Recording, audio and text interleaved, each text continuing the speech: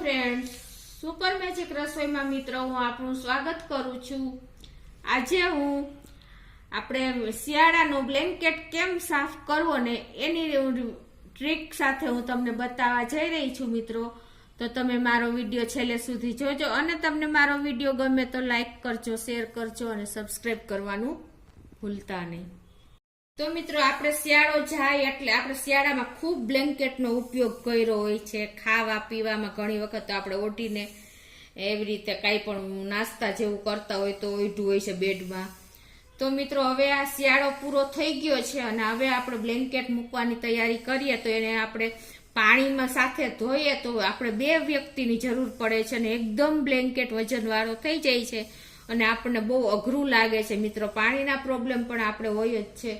તો એને તમારે ટ્રીક સાથે કેમ સાફ કરવું ને બ્લેન્કેટ એ હું તમને આજે બતાવું છું મિત્રો। તો તમે છેલ્લે સુધી જોજો। તો મિત્રો આ ટ્રીકમાં હું તમને એમ બતાવવા જઈ રહી છું કે આપણે જે ખાવાનો સોડા એટલે કે બેકિંગ સોડાનો જે આપણે રસોઈમાં ઉપયોગ કરીએ છીએ એ સિવાય આપણે આ બેકિંગ સોડાનો આપણે કોઈ પણ વસ્તુ ક્લીન કરવામાં કે એન્ટીબેક્ટેરિયલ બનાવવા માટે પણ ખૂબ જ ઉપયોગી આ બેકિંગ સોડા છે અને એ આપણને ફંગસ કે કાંઈ પણ હોય એને દૂર રાખે છે એટલે એમાં એક એન્ટીબેક્ટેરિયલ ગુણ રહેલ છે। તો હવે આપણે એના માટે શું કરવાનું છે કે આપણે ખાવાનો જે બેકિંગ સોડા છે ને એને આ રીતે આપણે ગળણીમાં લઈ લેવાનો છે અને એને આ રીતે તમારે બ્લેન્કેટ ઉપર જો તમે જોઈ શકો છો કે આ રીતે આપણે એને છાંટી દેવાનો છે આખા બ્લેન્કેટમાં। તમે જોઈ શકો છો મિત્રો, કેમ કે આ આપણે ગળણીમાં રાખીને આ રીતે તમે સ્પ્રિંકલ કરશો ને બ્લેન્કેટમાં એટલે બધો સ્પ્રેડ થઈ જશે આપણો આખા બ્લેન્કેટમાં। તમે જોઈ શકો છો આ રીતે।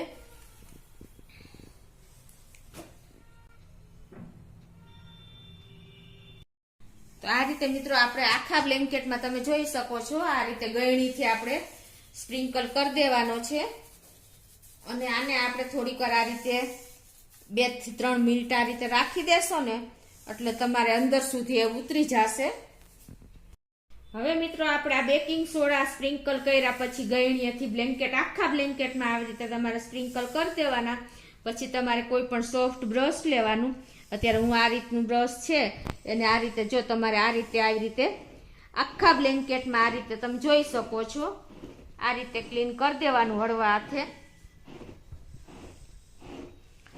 આ રીતે કરશો ને એટલે બધી તમારે ડસ્ટ હશે ને એ જતી રહેશે અને જે બેક્ટેરિયા આપણે સોફા વાળા બ્લેન્કેટમાં હશે ને એ પણ જતા રહેશે।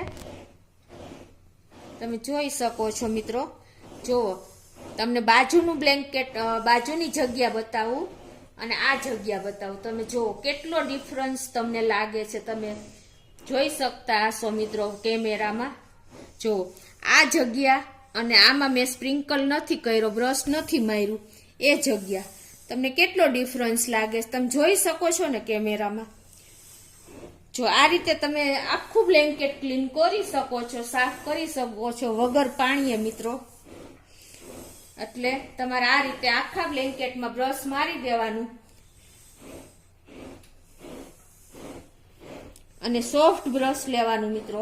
ખાસ તમે આ નોટ કરજો, નાની નાની હું તમને ટ્રીક બતાવું છું ને અંદર સાફ કરવામાં પણ જો તમે આ રીતે જો કચરો પણ ભેગો થઈ ગયો ને વધારાનો જે હશે ને કચરો એ પણ જો બધો નીકળી જશે। તમે જોઈ શકો છો આ રીતે।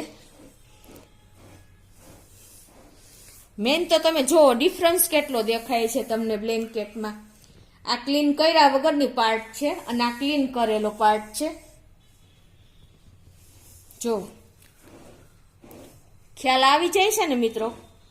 તમે ઈઝીલી આ રીતે તમે સોડા સ્પ્રિંકલ કરીને બ્લેન્કેટમાં બ્રશ મારીને તમે સાવ ઈઝી ક્લીન કરી શકો છો મિત્રો।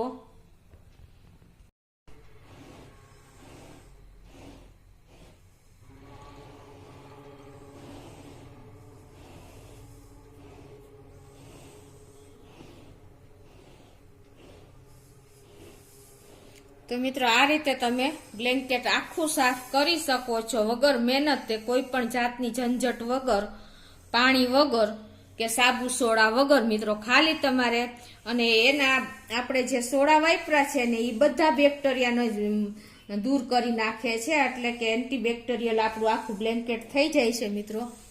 તો તમે ખાસ આ રીતે નોટ કરજો મિત્રો. તો તમે મિત્રો જોયું ને કેટલું બે વચ્ચે ડિફરન્સ દેખાય છે. હવે મિત્રો આપણે બ્રશ માર્યા પછી આ રીતે સોડા સ્પ્રિંકલ કર્યા પછી બ્રશ મારવાનું આખા બ્લેન્કેટમાં. પછી આપણે બ્રશ માર્યા પછી તમારી પાસે આવું જો કોઈ સોફ્ટ એકદમ આ બ્રશ જેવું આ રીતે હોય ને ઝાપટિયા જેવું, તો એનાથી તમારે આ રીતે આમ ઝાપટી નાખવાનું આ રીતે. એટલે જે પણ કાંઈ ઉપર રૂછા આવ્યા હશે કે કાંઈ પણ હશે ને મિત્રો એ એકદમ ક્લીન થઈ જશે. તમે જોઈ શકો છો કે જો આ બધા રૂછા દેખાય છે ને, આ બધા રૂછા આ એકદમ જો આમ નીકળી જશે મિત્રો. તમે જોઈ શકો છો ને, જો આ રીતે કરશો ને એટલે કાંઈ પણ રૂછી નીકળી હશે ને બ્રશથી એ પણ દૂર થઈ જશે. તમે જોઈ શકો છો મિત્રો. જો આ રીતે તમારે એને દૂર ખસેડી દેવાનું બ્રશેથી. તમે જોઈ શકો છો આવું એકદમ સોફ્ટ હોય ને આપણી પાસે ઝાપટિયા જેવું.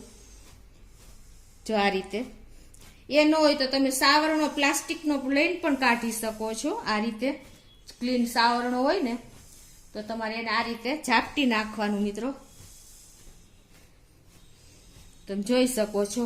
હવે મિત્રો આટલી પ્રોસિજર કર્યા પછી આપણે શું કરવાનું છે કે આ બધું ક્લીન કર્યા પછી આપણે એમ થાય કે હવે આમાં તો સેજ હજી સ્મેલ આવતી હોય સોડાની, તો હું તમને બીજું પણ બતાવી દઉં છું સાથે સાથે. તો મિત્રો જો રૂચી કાઢ્યા પછી હવે શું કરવાનું છે કે આપણે આ રીતે જો ગુલાબ જળનો સ્પ્રે આવે છે ડાબરનો, કે તમારી પાસે કેવડા જળ હોય તો પણ એ પણ ચાલે. કોઈ પણ સ્મેલ આવતી હોય તમને ગમતી સ્મેલ, એ સ્પ્રે લઈ લેવાનો અને એમાં થોડુંક આપણે સરકો મિક્સ કરી દેવાનો અને એને તમારે આ રીતે સ્પ્રિંકલ પછી કરી દેવાનો મિત્રો. એટલે તમારી જે સોડાની સ્મેલ હશે ને એ પણ તમારી જતી રહેશે. આખા બ્લેન્કેટમાં તમે જોઈ શકો છો આ રીતે સ્પ્રે કરી દેવાનો મિત્રો. તમે જોઈ શકો છો ને આ રીતે. એટલે એકદમ સરસ તમારે સોડાની સ્મેલ પણ નહીં આવે અને તમને એટલે દૂર સુધી આની સ્મેલ આવશે સરસ મિત્રો. આ રીતે જો તમે ગુલાબ જળ અને સરકો ખાલી ગુલાબ જળ હશે ને એનો સ્પ્રે આવે છે ને એ પણ તમે લઈ શકો છો. તો આ રીતે તમારે કોઈ પણ તમારી પાસે ફ્લેવર હોય ને, ગુલાબ જળ છે કે કેવડા જળ છે, એ બધું તમે આ રીતે સ્પ્રે આવે જ છે એને તમારે સ્પ્રિંકલ કરી દેવાનો મિત્રો.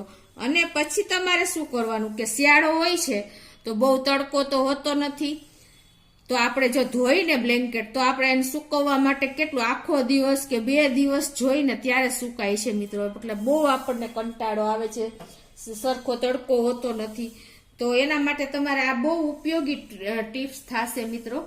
અને બીજું કે હવે આટલી પ્રોસિજર કર્યા પછી આપણે આને છે ને અડધો કલાક કે 15 મિનિટ તમારે તડકો આવતો હોય ને એવો ઉફાળો તડકો ત્યાં દોરીએ નાખી દેવાનું અને પછી એને તડકો ખવડાવી દેવાનો સરખો.